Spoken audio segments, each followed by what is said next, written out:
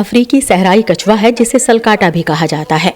ये अफ्रीकी उभारदार कछुआ बेज़रर नजर आता है, लेकिन ऐसा नहीं है। ये फ्लोरिडा के माहौलियाती निजाम के लिए अहमियत रखने वाले मकामी कछुए गोफर के साथ मकामी वसाइल के हुसूल का मुकाबला करता है।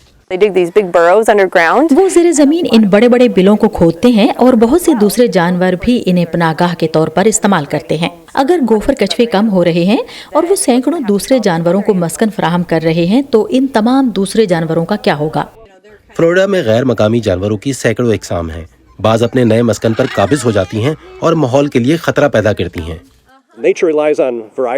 फितरत तनव्वुर पर इन्हिसार करती है और जब तनव्वुर नहीं रहता तो इसके लिए तबाही का खतरा बढ़ जाता है।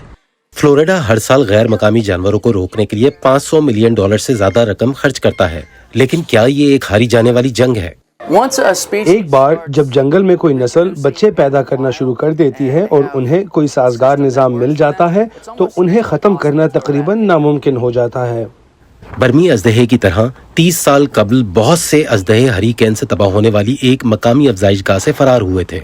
आज फ्लोरिडा में हजारों अजदहे मौजूद हैं। ये अजदहे हमारे सबसे बड़े शिकारी मगरमच्छों की 2 इकसाम को इलाके से निकाल सकते हैं और फिर ये कुछ दूसरे मकामी जानवरों को ख़त्म कर देंगे जो छोटे ममालियाँ हैं। कुछ छोटे और बड़े जंगली चूहे, दलदली खरगोश और ऐसे जानवर जिन्हें दूसरे जानवरों की खुराक समझा जाता है। तो ये गैर मकामी जानवर हमारे आबाई जानवरों से मुकाबला करते हैं और चूँकि वो ज़्यादा ताकतवर हैं इसलिए वो इस जंग को जीत लेते हैं।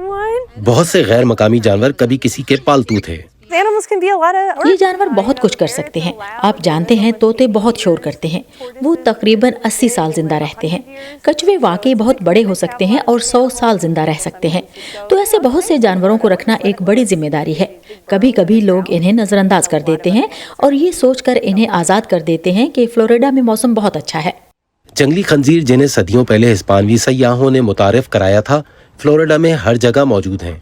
वो जमीन खोद देते हैं और कभी कभी बहाल किए गए पौधों को तबाह कर देते हैं। वो असल में गैर मुकामी पौधों की इकसाम के लिए एक और बुनियाद तैयार कर देते हैं और फिर खुदी हुई मिट्टी के इलाकों में दाखिल हो जाते हैं। तो वो न सिर्फ हमारे बहाल किए गए पौधों को तबाह कर रहे हैं बल्कि मजीद गैर मुकामी इकसाम के लिए एक बुनियाद भी तैयार कर रहे हैं।